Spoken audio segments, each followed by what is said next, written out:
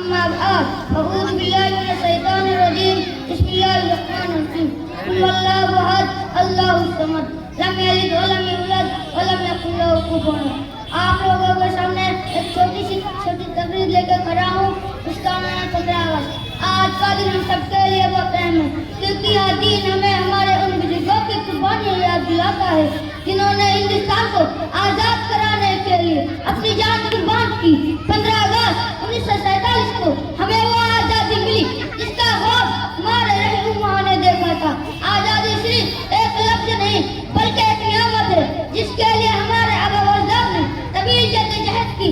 ان کی محنت، ان کی قربانیاں، ان کی خلوص ہی تھا ہم اس آزاد فضا میں سانس لے رہے ہیں. یہ دین ہمیں صرف جشن منانے کے لیے نہیں بلکہ سوچنے کے لیے بھی ہم اس آزادی کی قدر کیسے کریں. ہم اپنے ملک کی سچی اور ایماندار شاعری ہے کیا ہم اپنی بھٹی کو پہچانتے.